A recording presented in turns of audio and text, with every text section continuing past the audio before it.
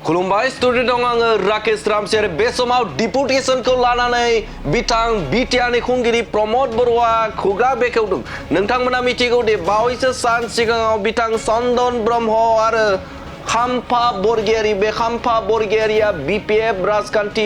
हान्जाखौ नागारनानै इउपिपिएल राजखान्थि हान्जायाव जगदान जादों आरो बे जगदान जानायखौ लानानै हाग्रामा महिलारी बे हाग्रामा महिलारीया खौरांगिरिनि सिगाङाव बिथाङा बुंथिदोंमोन जे बे समाव खाम्फा बरगयारी आरो चन्दन ब्रह्म बे चन्दन ब्रह्म बिथांमोना आंनिनो मानसि बिथांमोनखौ बे समाव इउपिपिएल राजखान्थि हान्जायाव बिथां प्रमद बर'जों सावरायलायनानै बे समाव डिपुटेशनाव दैथायहरदों होननानै बाथ्रा बुंथिदों बिथां हाग्रामा महिलारी बिथाङा। गिबियाव नोंथांमोना बे बाथ्राखौ खोनासंग्रो। खाम्फा इउपिपिएल सोमाबो बुली तो प्रमोद बर' और मैं दुजने आलोचना करिहे खाम्फा डांगरिया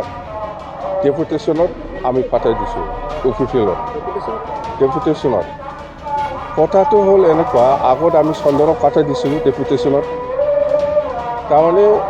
एनेकुवा प्रब्लेम इउपिपिएलर जितु बिटिआर एकर्ड এই একৰটো ৰূপায়ণ কৰাৰ ক্ষেত্ৰত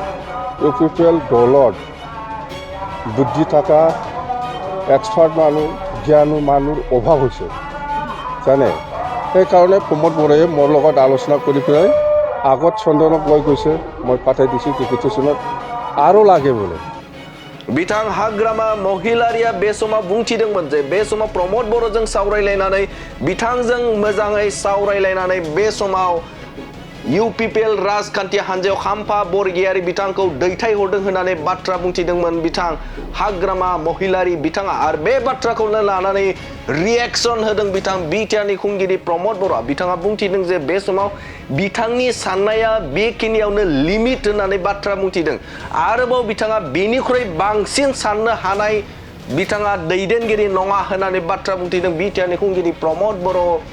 बिथाङा। हाग्रामा महिलारिया बिनिख्रुइ आरो मा साननो हानाय हाग्रामा महिलारी बिथाङा बेखिनिनो बिनि लिमिटा साननायनि दा बेखिनिनिख्रुइ आरो बारा हाग्रामा महिलारी बिथाङा साननो हागोन होननानै आं साना।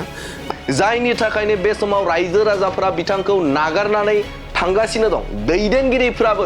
गोबां बिपिएफनि दैदेनगिरिफ्राबो बे समाव बिपिएफ नागारनानै बे समाव गुबुन राजखान्थि हान्जायाव थांबाय दं होननानै बाथ्रा बुंथिदों बे समाव बिथां बिटिआरनि खुंगिरि प्रमोद बर' बिथाङा आरो बिथाङा बुंथिबावदों जे बे समाव 17 बोसोर बिटिसिखौ सासन खालामनो थाखाय सम मोनदोंमोन। बे 17 बोसोराव बिथाङा नांगौ बायदि रायजो राजाफोरनि थाखाय खामानि मावनो हायाखै जायनि थाखाय बे समाव बिटिसिआ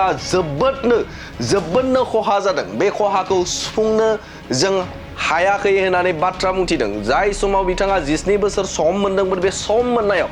बिटिसि ओनसोलनि थाखाय ओनसोलनि जौगाथायनि थाखाय खामानि मावनांगौमोन नाथाय बे समखौ बिथाङा खामानि मावनो हायाखै नांगौ बायदि मावनो हायाखै जायनि थाखायनो बे समाव गोबां बिटिसि बासिनि थाखाय खहा होननानै बाथ्रा बुंथिदों बिथां बिटिआरनि खुंगिरि प्रमोद बर' बिथाङा आरो गोख्रों सोंखारिदों जे बे समाव हाग्रामा महिलारी बिथांनि साननायनि जे लिमिट बे लिमिटआ बेखिनियानो आरो बेनिख्रुइ बिथाङा बांसिन बाथ्रा साननो हानाय गोहो गैया होननानै बाथ्रा बुंथिदों बिथां बिटिआरनि खुंगिरि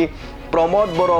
बिथाङा आरो बिथाङा बुंथिदों जे बे समाव बिथांनि बेफोरबायदि साननायनि थाखायनो रायजो राजाफोरा बिपिएफखौ नागारदों आरो बिपिएफ नागारनानै बे समाव गुबुन दोलोआव थांदों आरो बेनि अनगायैबो गोबां दैदेनगिरिफोरानो बे समाव बिपिएफ नागारनानै इउपिपिएल फारसे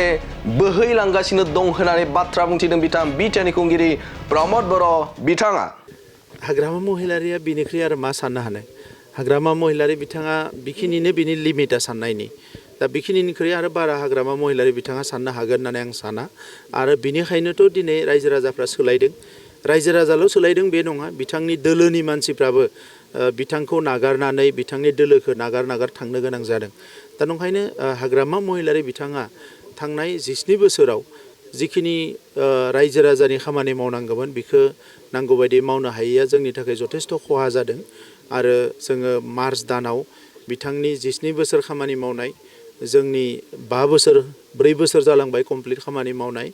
आरो बिथांनि 4 बोसोराव मा जादोंमोन जोंनि 4 बोसोराव मा जादों बे गासैनिबो मोनसे एनालाइसिस होनो थांगासिनो दङ आरो बै समाव रायजो राजाया नुगोन जे बिथांमोना मा मावदोंमोन आरो जों मा मावखो।